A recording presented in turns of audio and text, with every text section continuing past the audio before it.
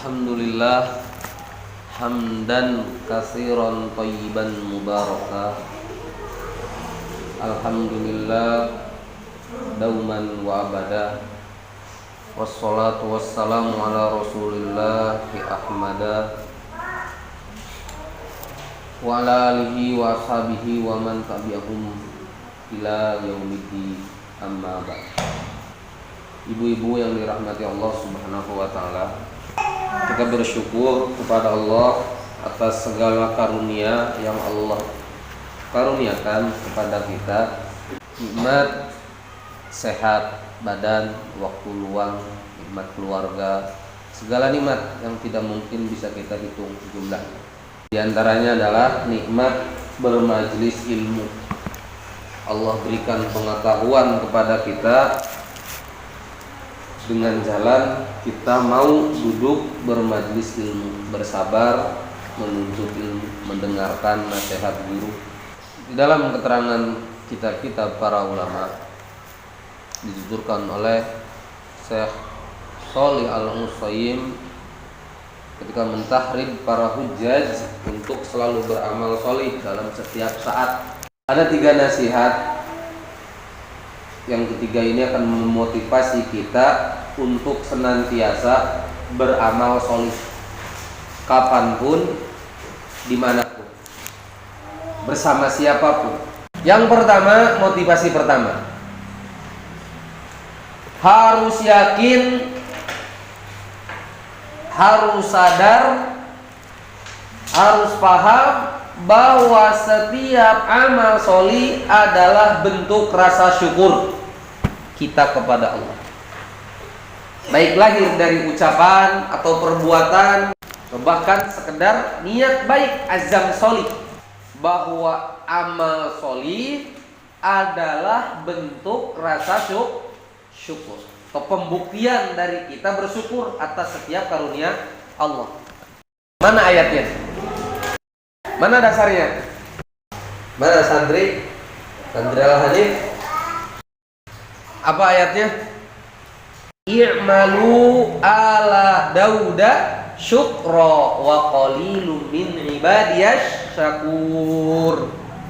Di surat Saba ayat 13. Kata Allah, i'malu ala Daud syukra, beramalah hai keluarga Daud syukra, dalam rangka bersyukur.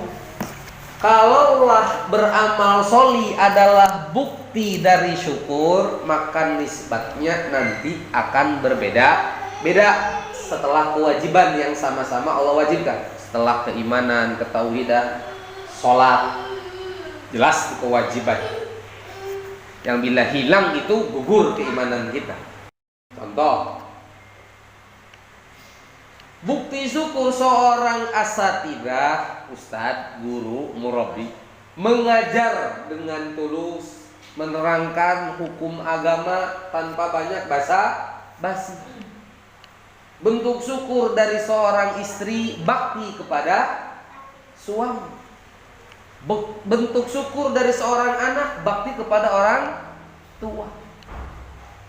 Bentuk syukur dari seorang suami menjaga keluarga dari kobaran api neraka. Bentuk syukur dari kita semua mengamalkan setiap amalan sholih.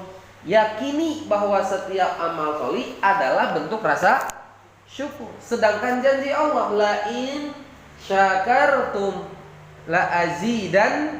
Nah, andai kamu mau bersyukur, pasti akan kutambah nikmat. Nikmat Allah bukan sekedar harta, makan, tempat, kendaraan, apapun.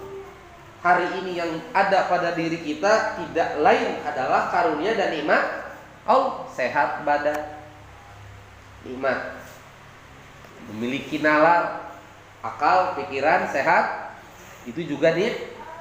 Yang paling agung adalah nikmat iman, nikmat Islam.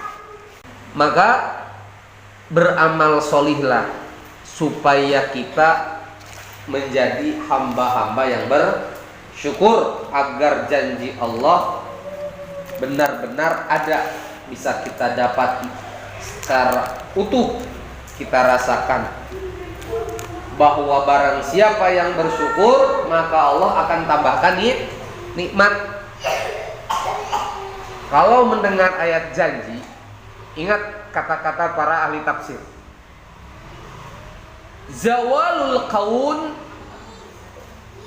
ahwanu 'alallahi min an la yuhaqqiq wa'dah. Hilangnya alam semesta, gugur runtuhnya alam semesta jauh lebih ringan bagi Allah ketimbang Allah tidak merealisasikan janji.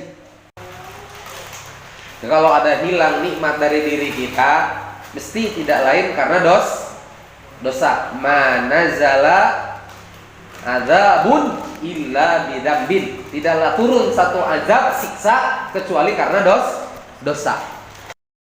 Yang kedua, harus yakin anta taqidu anna taqida, harus kita yakini anna darud dunya darul intiqal. Harus kita yakini bahwa dunia ini hanyalah tempat singgah. Sebenarnya kita hanyalah seorang musafir sementara. Sejenak. Berapa lama sih usia manusia di dunia? Kalau merujuk hadis hanya kisaran 60-70 tahun. Itu pun sudah rentak, lemah, menua. Pandangan melemah, pendengaran melemah, fisik melemah, daya nalar melemah. Ya kan? Maka yakini bahwa kita hidup di dunia hanya sejenak. Nanti apapun yang ada pada diri kita, tuntutannya hanya dua, imma disyukuri, imma disabar. Kun sabiran au syakiran. Jadilah hamba Allah yang bersyukur atau yang bersabar. Kalau kita sadar bahwa dunia hanyalah sejenak sementara, bahwa kehidupan hakikatnya adalah kehidupan akhirat. Maka di antara sunnah yang diajarkan Nabi, di mana datang musibah yang dahsyat menimpa, ucapkan kalimat ini. Ya Allah, tidak ada kehidupan yang seutuhnya, yang sesungguhnya kecuali kehidupan akhir. Supaya sadar bahwa di dunia hanya sementara. Yang pertama apa? Amal sholih adalah bentuk rasa syukur. Yang kedua, bahwa dunia hanyalah tempat persinggahan manusia sebagai musafir. Setiap yang berjiwa akan merasakan kematian. Maka tidak ada cara lain kecuali berbekal sebanyak-banyaknya untuk bekal akhirat. Yang kedua, yang ketiga, supaya memotivasi kita semangat terus beramal sholih dengan siapapun, kapanpun, dimanapun, tanpa pamrih, tidak ada urusan dengan manusia. Tujuan kita Allah, penilaiannya hanya penilaian Allah. Selagi kita di atas jalan Allah, jangan pedulikan gembosa, hujata. Itu memang sudah menjadi seni dalam kehidupan. Yang ketiga, motivasinya ialah harus yakin bahwa Allah memiliki janji dan tidak akan pernah menyia-nyiakan amal solih sedikit apapun. Dalam Al-Quran Allah firmankan, innahu may yattaqi wa yasbir fa innallaha la yudhi'u ajral muhsinin.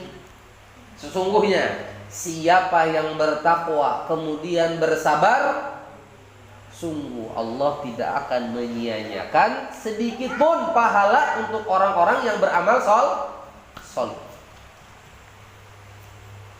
Lihat yang lain mah, wasbir, sabarlah kalian, innallaha la yudhi'u ajral muhsinin. Sungguh Allah tidak akan menyia-nyiakan pahala bagi orang-orang yang beramal soleh, beramal kebajikan. Tiga motivasi ini dibaca, diingat, diulang-ulang supaya meresap ke dalam hati, memotivasi kita untuk selalu beramal soleh. Ketika jatuh pada tipu daya setan, segera berzikir, beristighfar, bertobat, ikuti dengan amalan-amalan soleh berikutnya. supaya kita terus ada di rel kebaikan. Mudah-mudahan di antara amal soleh yang kita lakukan menjadi penghujung akhir kehidupan.